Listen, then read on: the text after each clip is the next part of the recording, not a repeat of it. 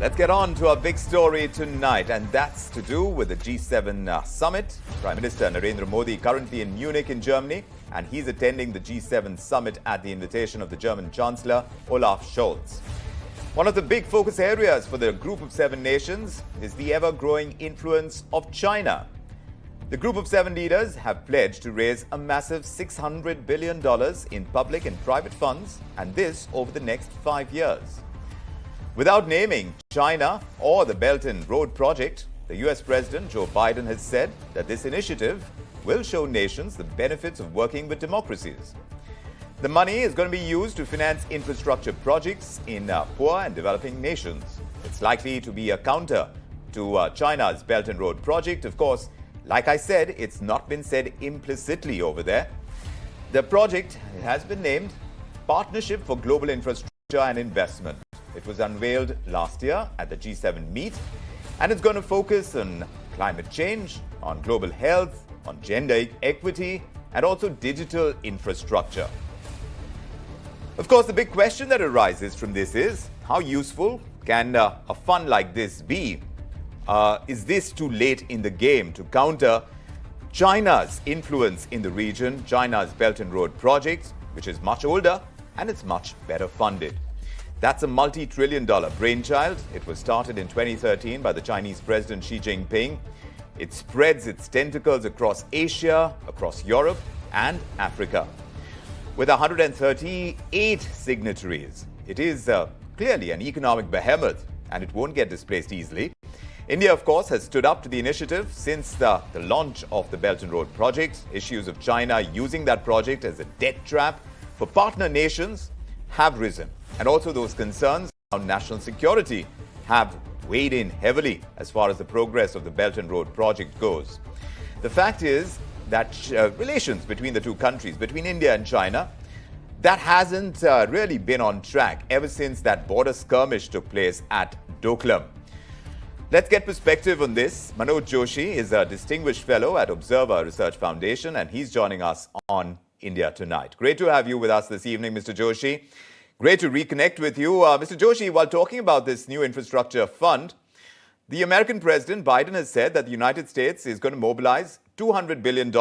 It's going to happen in grants, in federal funds, in private investment, and all of this over 5 years. It's going to support projects in low-income countries, in middle-income countries, and all of that is going to help tackle climate change, also improve global health, gender equity, digital infrastructure. That's the large plan. My question is, how effective is this plan going to be in countering China's influence in nature and scope of what the G7 is trying to do over here? Is it going to be a real counter to what China hopes to achieve?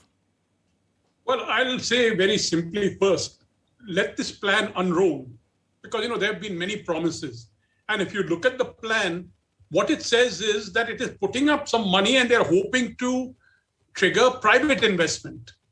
So a lot of it rests on their ability to leverage a certain amount of money to reach those huge figures that we're talking about, the 200 billion, 600 billion.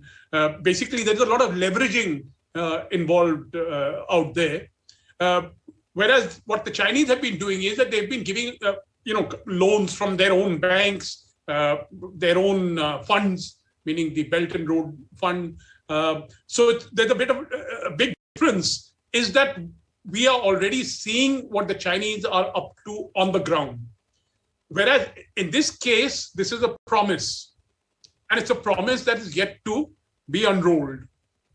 And so there's a huge, expectation gap out here. And this is definitely, for the third world countries, it's a positive development. Because Mr. Joshi, but is it too late? That's the real question, because 2013 was the year when Xi Jinping announced this project, and they've been at it. A lot of fallouts have happened because of this as well.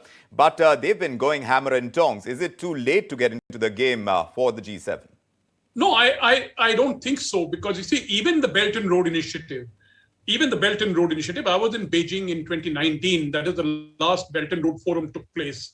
There was a distinct impression that the Chinese were going to curtail their BRI expenditure because when they started in 2013, 2014, they lacked the experience and they just started throwing out money here and there.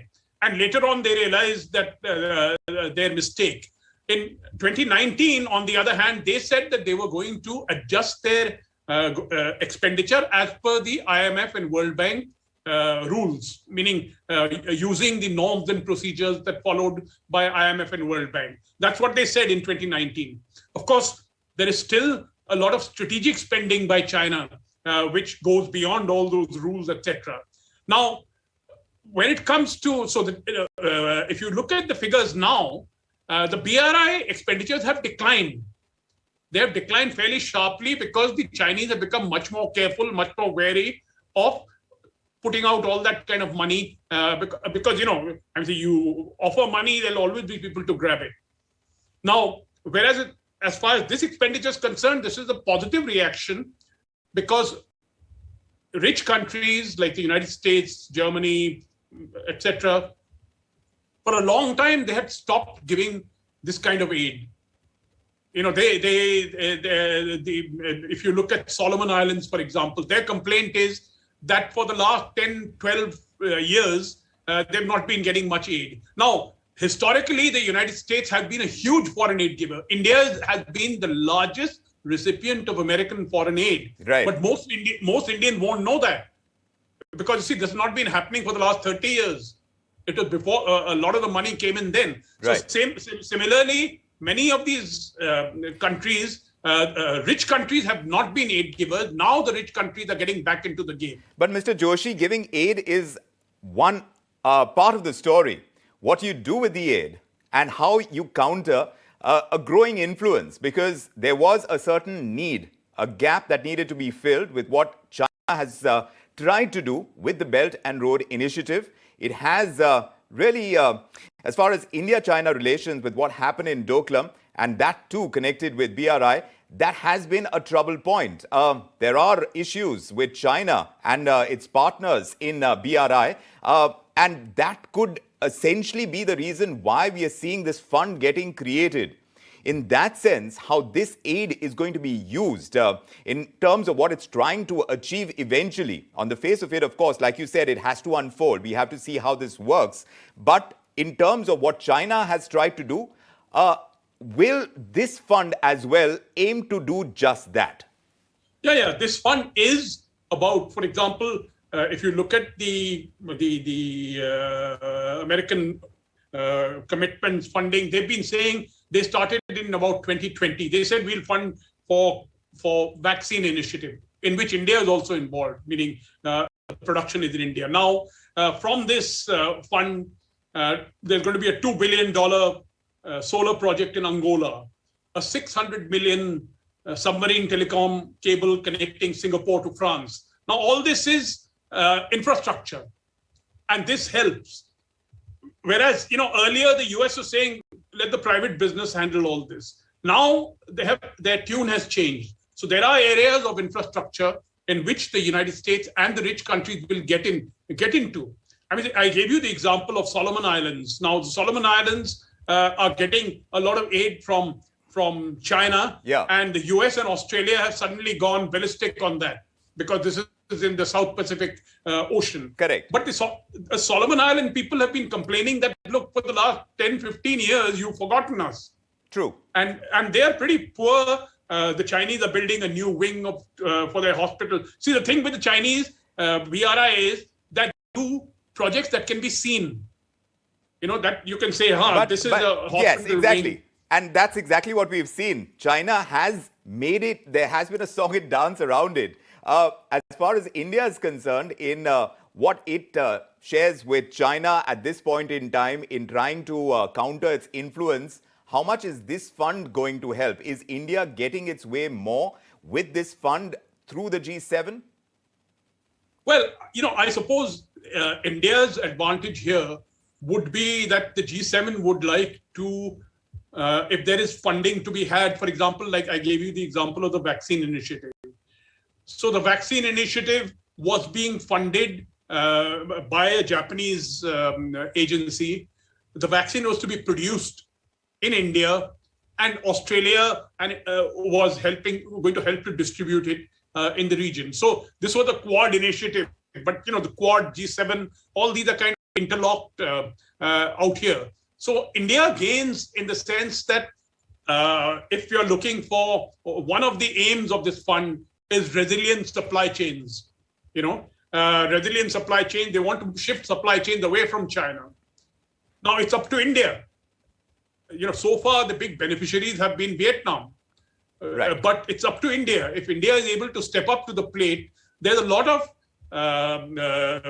manufacturing capacity, a lot of infrastructure capacity. But that, in a sense, means that India has a lot of ground to cover to get to where China is with an initiative that they launched in 2013. And this fund might help India get to that space, but it's going to take a while. We'll have to see how this unfolds and how much of the opportunity India is able to tap in times to come. Mr. Joshi, thank you very much for joining us. This gets us a perspective on what the G7 is trying to achieve, what India is trying to achieve by its presence at the G7 summit, and we'll keep our focus on it going ahead as well. But thanks very much for joining us.